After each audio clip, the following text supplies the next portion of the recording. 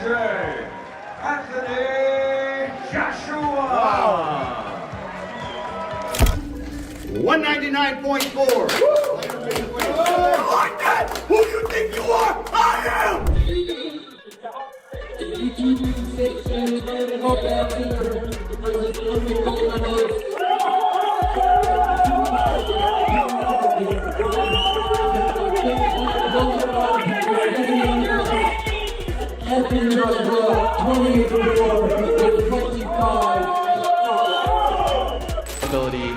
You did say something, and I'm paraphrasing here, so please correct me if I'm misinterpreting it. You said if I could kill him, I'll kill him. Yeah. Your old foe, Tyson Fury, today called you a classless loser for saying something like that you shouldn't say that as a boxer. Could you explain to us what you meant by that, and could you please respond to Tyson's statement? It's my job. We fight. We're licensed to kill. I'm sure many people don't understand it, but this is what my job is, and I just enjoy what I do. Whatever happens, happens. As long as my hand's raised, that's what's important, right? Respectfully. That's just the mentality we have to have as fighters. I don't know if any other fighter thinks that way. Maybe they're a bit more tamed.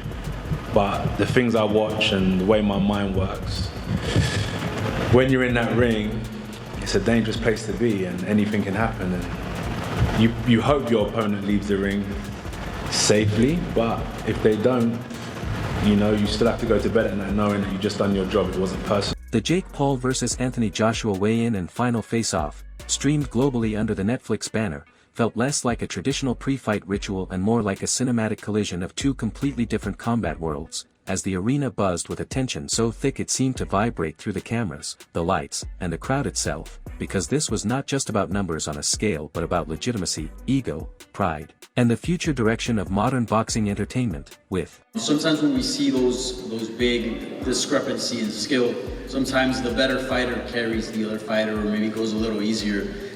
Is there any part of you that maybe thinks that way, or are you going in there 100%? Zero part of me. And it's not even that it's Jake. It's just, do you know, I was actually looking at myself today. I'm a very respectful guy, brought up by a good family, but if I can kill you, I will kill you. That's just how I am. And this is just the job I do, so let's go. Jake Paul walking in first, shoulders high, jaw tight, eyes locked forward with that familiar mix of defiance and calculated confidence that has carried him from YouTube stardom to one of the most polarizing figures in combat sports, his physique looking lean, sharp, and deliberately sculpted, sending a message that he had taken this moment seriously, that this was not another novelty act. While the boos and cheers blended into a chaotic roar that only amplified his grin, as if he fed off the Why do you feel like everything is his to lose and not for you as well? Bro, the pressure's on him. I'm fighting free. I've already won. This is a lose-lose situation for him. I've got him in the corner right where I want him.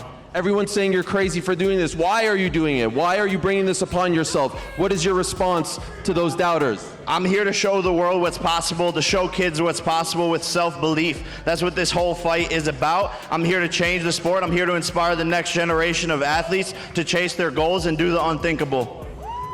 6 years ago, in this very city, you made your pro debut. Could you have ever imagined that you'd be facing off against a guy of his stature with his resume 6 short years later? I can't imagine this, man. It's a testament to God and the journey he's put me on. I'm just so blessed and grateful to be here with all these fans and supporters, and tomorrow we're going to put on an amazing show. And finally, what is your prediction, Jake? Probably the 6th or 7th round knockout. Okay. And that's it. I'm him up, Burial! I'm him up! Disbelief of those who still refuse to accept him as a real fighter, and when he stepped on the scale, every camera zoomed in, every commentator held their breath, because whatever the number was, it symbolized how far he had come, and as it flashed, Paul spread his arms wide, soaking in the moment like a seasoned showman who understood that perception was half the battle already won. But then the atmosphere shifted instantly when Anthony Joshua emerged, tall, composed, stone-faced, moving. My prediction for the Jake Paul versus Anthony Joshua fight, I actually kind of find it a little disrespectful. I'm going to say the Anthony Joshua versus Jake Paul fight. I got $50,000 on Anthony Joshua winning. I'm only going to win $5,500 for the bet because he's such a favorite. But I don't care. The reason why I'm doing it, because there's no chance that Jake Paul could ever win. He's not a good fighter compared to Anthony Joshua. This dude got too much experience, and I'm betting it right here. You see it. Look at that, 50 grand, all on Anthony Joshua to win. You know, it's just gonna be easy work, and that's about it. Peace. With the calm authority of a man who has lived this life at the highest level, a former unified heavyweight champion whose very presence altered the temperature of the room, because unlike Paul, Joshua didn't need theatrics, didn't need exaggerated gestures or taunts. His silence spoke louder than any trash talk ever could, his frame looking massive, powerful, and battle-tested, reminding everyone that this was a man forged in championship rounds, title fights, and the unforgiving pressure of. You know, for me, in my opinion, I think it's scripted a little bit because, you know, of the weight difference, and, you know, Joshua is a former, you know, champion. And also, you know, he's current, he's active, you know, and this is going to be the first time that we see Paul, you know, fighting an active fighter. You know what I mean? We seen the Mike Tyson, that was all fun, that was cute, you know what I'm saying? It's fun and games and stuff, but now you're dealing with a real professional, you know, and so we'll see how it ends up you know, like I said, I think it's scripted, but, you know, we're going to see. At the end of the day, I just want everybody to have fun. I want them to enjoy themselves because we risk our lives for others' entertainment, and just go home safely, to be able to have memories and say we did a great job. Thank you. Let's get a bomb squad to end. Bomb Squad! Global expectation, and as Joshua stepped onto the scale, the crowd erupted in a different way, not chaotic but reverent, as if acknowledging the gravity of his resume, the scars earned through years of elite competition, and when the official weight was announced, it underscored the physical disparity, not just in size but in experience, creating a narrative contrast that Netflix's cameras captured perfectly, cutting between Jake Paul's smirk and Joshua's cold, focused stare, building the Anthony Joshua versus Jake Paul. What do you think when I heard about the fight? I said, they're gonna actually fight? I didn't believe it. But what we gotta do is say, Jake Paul really bit off a lot this time. He's serious. He wants to go up against a true heavyweight, and that's Anthony Joshua. So he's up against a heavyweight. How is he gonna adopt? How is he gonna feel? How is he gonna fight when he gets in there? I don't see him fighting. I see him looking to survive in the fight. He's gonna feel the uppercut. He's gonna feel the jab. He's gonna feel the right hand. How's he gonna react? I don't know. We're gonna have to see how he's gonna react. Story of challenger versus king, disruptor versus establishment, influencer versus icon, and then came the final face-off, the moment everyone had been waiting for, where words stopped mattering and body language became the loudest language in the room, as Paul stepped forward first, chin slightly raised, eyes locked on Joshua's, refusing to blink, refusing to yield even an inch of psychological ground, his lips moving, clearly saying something meant only for Joshua, something provocative. What advice would you give to somebody like Joshua stood still, towering over him, shoulders relaxed but eyes burning with a quiet intensity that suggested something far more dangerous than rage, because it was control, and control in a heavyweight champion is often a warning sign. As the two stood inches apart, the size difference impossible to ignore, yet the tension perfectly balanced. Because Paul's confidence refused to crack and Joshua's composure refused to react, creating a visual standoff that felt. But if I can beat Jake Paul, then excuse my French, what the fuck is Anthony Joshua going to do to Jake Paul? I think my dad said that AJ could beat him with his prick, and I completely will back that up. Even if AJ had a broken arm in there, it still wouldn't go past a minute. To be quite honest with you, and as a safety aspect, there's no way that fight can go ahead. At the end of the day, my God, how good does it make me look? He gets beat by Jake Paul. Well, that automatically makes me two-time heavyweight champion of the world, doesn't it? There's no proper way. I've got to laugh about it. How are we even talking about this? He got his nut boxed off by me a little over 2 years ago, and now all of a sudden he's talking about fighting Anthony Joshua. It's like, come on. Like, you can't be serious. You can't beat me. I'm not Anthony Joshua, am I? So it's just ludicrous. It really is. Scripted by fate rather than promotion, with security subtly edging closer, not because of wild aggression but because the air itself felt volatile, as if one wrong breath could spark chaos, and the crowd responded instinctively, phones raised, voices shouting, social media exploding in real time as clips spread across platforms within seconds, turning this face-off into a global moment that transcended boxing fandom and entered mainstream culture, exactly what Netflix had envisioned by. First of all, kudos to Jake Paul. The cojones this motherfucker has, from a Disney kid to YouTube to He can fight anyone and get views and make fucking money. This crazy wild boy sends out the bat signal, the British bat signal for Anthony motherfucking Joshua. You know how crazy that is? I will say this. I don't think any of Jake Paul's fights are fixed in any capacity at all. Not even close. I don't get down that narrative. I will say this, though. My spidey senses will go off if Anthony Joshua doesn't absolutely mop the floor with him. Bringing this spectacle to its massive audience, blending sport, drama, and entertainment into a single, irresistible package, and what made it even more compelling was the underlying narrative threading through every second of the stare down, because for Jake Paul, this fight represented validation, the ultimate test against a legitimate heavyweight superstar, a chance to silence critics who had dismissed his career as smoke and mirrors, carefully selected opponents, and calculated risk management, while for Anthony Joshua, this bout symbolized respect for the sport itself, an opportunity to. Jake makes a ton of money fighting guys he's supposed to be. Now he's fighting a guy that he's not supposed to be. So it's a really, I don't know. I don't know what the play is, but I don't know. Jake is an interesting guy, man. And like I said, I'm gonna say it again. He is not dumb. So he's got something up his sleeve, whatever it may be. If it's just a way to get respect and to make a ton of money and keep this deal alive, that right there is respectable. If that's the play, that's the play. If he really thinks that he can beat Anthony Joshua, shoot. Then that's the play there. Listen, he's taking a risk. He's taking a chance.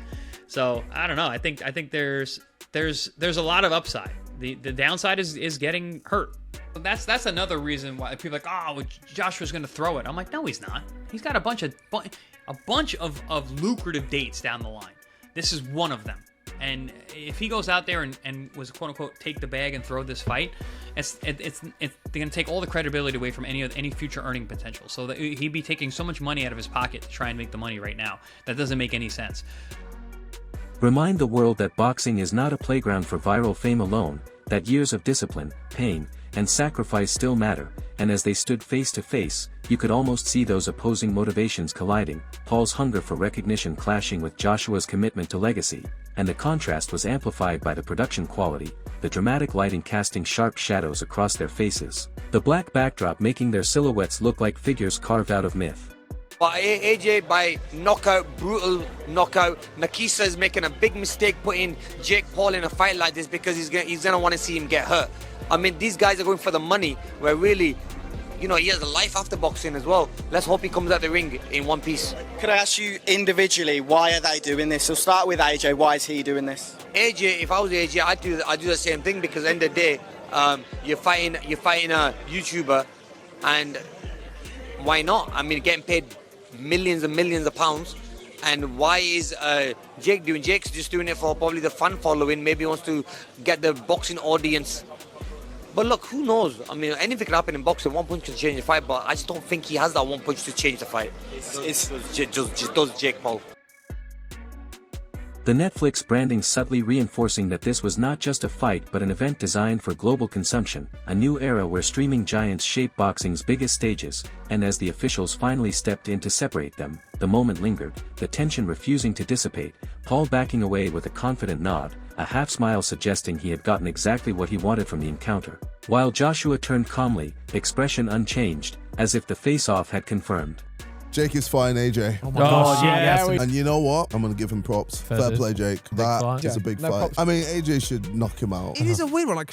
Like, am I just being stupid? Like, is he not just going to wig him? AJ by Soap being dropped in prison stuff. AJ by brutal Bonnie Blue scene. AJ by just something vile. Him even stepping up to fight AJ.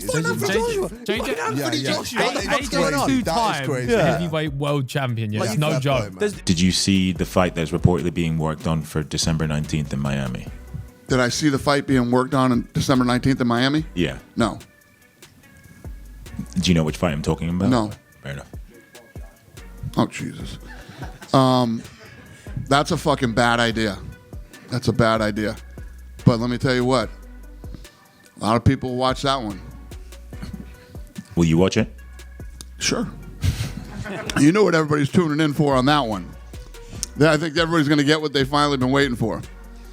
Something internally, something he didn't need to express out loud, and the weigh-in concluded not with closure but with anticipation intensified, leaving fans divided, analysts arguing, and fighters across the world weighing in with opinions, some calling it a mismatch, others calling it genius matchmaking, but no one denying its magnetic pull, because love him or hate him, Jake Paul has mastered the art of making people care, and Anthony Joshua remains one of the most physically imposing and Actually, internally, like, I'm the most scared going into a fight that I've actually ever been. You know, obviously he has a lot of power punches. If you get caught, of course, you know, he's gonna. I'm gonna break his face. I'm gonna break his body up. I'm gonna stomp all over him. That's my mentality, right? That's a fighter's mentality, and I know what's in my heart. I know what's in my mind, and I'm here to compete. I'm here to prove myself that I'm the better fighter. So I'm looking forward to it, and I'll do that until I finish fighting. mentally resilient heavyweights of his generation, and the collision of those two realities is what made this weigh-in and final face-off feel historic, not because of belts on the line, but because of what it represents for the future of boxing, where traditional champions and modern media stars share the same stage, the same lights, and the same risks, and as the cameras faded out, the final image burned into viewers' minds was that silent stare, two men from entirely different paths standing. I want to change subjects just a little bit here, and Anthony Joshua, there's rumours circulating he could be fighting Jake Paul next. One, do you think it's good for boxing, and two, do you think the fight will happen? I think it's great for boxing. I think the fight will happen. AJ is 1-0 against these guys that come in to these boxing careers late. So why not? He's a perfect guy to take him out too. He took Ngannou out. Why would he not take Jake Paul out? And for him, he'd probably make more money fighting Jake Paul than he would fight anybody else that he could fight right now. So why would he not do it? I mean, not that he needs money right now anyway, but if he's going to do something, if he want to get a good win to put him back on the scene, that's a perfect win. You get a lot of money doing it. Eye to eye, knowing that once the bell rings, there will be no edits, no algorithms, no narratives to hide behind, only fists, heart, and the truth that can only be revealed inside the ring.